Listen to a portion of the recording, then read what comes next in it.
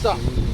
La ville de Goma, ou dans la ville de Goma, les terrains et d'autres espaces abritant des ouvrages d'intérêt public font face à un réseau mafieux destiné à déposséder l'État congolais et des particuliers de leur patrimoine immobilier sous les yeux impuissants de ceux qui sont censés y mettre fin malheureusement.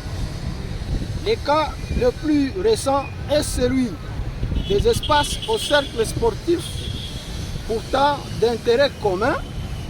Nous pouvons citer les espaces de Nzango, l'espace de la station relais tennis de la régie des eaux, et jusqu'à toucher les mots communs, il y a le deuxième espace abritant l'autre station de repompage de l'eau de la régie des eaux, ravitaillée par le lac 1 et 2 et celui de la jeunesse du Nord Kivu. Tous ces espaces sont convoités par les personnes agissant au nom de la prétendue succession de la famille Mobutu, qui d'ailleurs ont commencé à ériger des clôtures avec la bénédiction de certains services de l'État, dont l'auditorat militaire, les cadastres fonciers de Goma, etc. Mesdames et messieurs de la presse, vous êtes sans ignorer l'importance très capitale des ouvrages de la régie des eaux à la population et environ.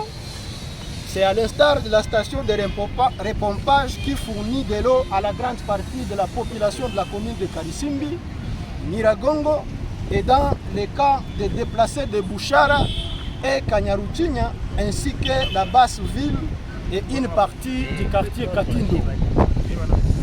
Une fois de guerre, par cette pratique de la prédation, les conséquences seront très néfastes. Depuis quand la famille Mobutu a occupé les Mogoma et ce lieu, et à ce stade, pas donc de réponse.